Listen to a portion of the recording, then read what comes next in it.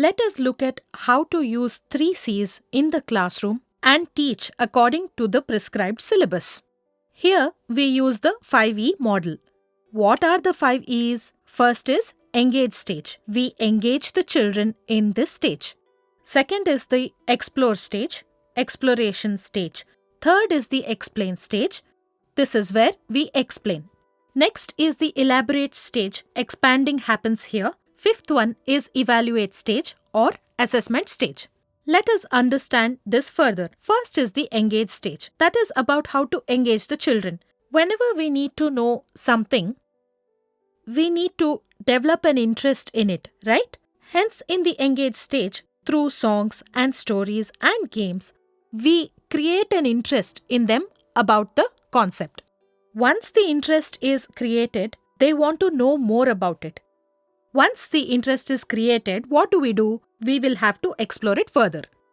How do we do it? In the explore stage, we give them learning tools and tell them how to use them. How to learn the concept. Using the TLM, this is what we teach. Children may get into groups or individually using the teaching learning materials and they will explore the concept. Now, have they understood the concept that they explored? How do we know? That is why we use the explain stage. In this explain stage, what do the facilitators do? They ask them questions. What did you understand? What answer did you get? Why did you get that answer? How did you get that answer? When the children explain it, facilitators will know if they understood the concept or not, is how it works. Now the children have already understood the concept. Have they understood it well? How do we know if they have learnt it thoroughly or not? Can they extend it?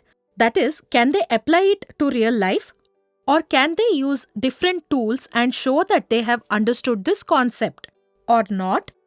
We have to understand this part as well. So that is the reason why we use this elaborate stage.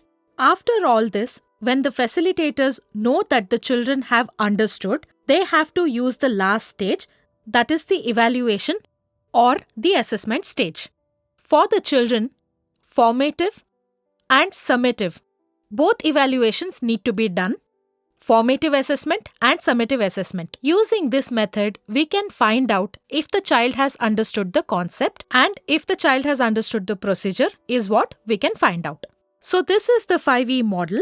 Through this model, we can use the 3 C's and apply it in the classroom. When we use this 5E model, children do something on their own and learn, and in a group, they also learn from one another. This leads to learning in 2 ways. One point is, while using the 5E model, in the engage stage and evaluate stage, we can use a lot of songs and games. Since children are more interested in all this, they will not know that we are evaluating them. Hence, they are likely to learn the concept well. One more point is, it is not possible to complete all the 5 E's in a single day. Therefore, facilitators need to know that one day you may do only engage and explore. Another day you may be able to do only explore and explain. Sometimes we may use the 5E model across 5 or 6 days. There's no problem. Only when we use this 5E model and the concept is done and when we know children have got it, only then we can go to the next concept.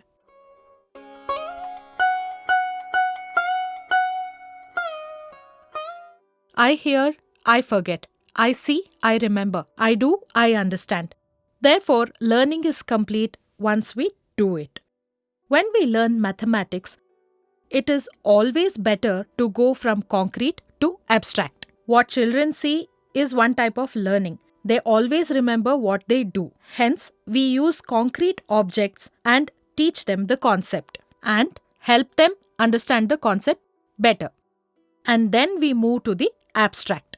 Another way is going from the known to unknown, going from what the child knows to what the child does not know. Throw light on it. So we move to the concrete stage. What do we do in this? We make use of various learning tools. What do we do if there are no learning tools? We can use anything available. But what we do here is, when we give them some tools, They can touch it, feel it, and experience it. Then they see mathematics. Otherwise, mathematics is abstract. So how do we make them understand mathematics? So we use these concrete objects.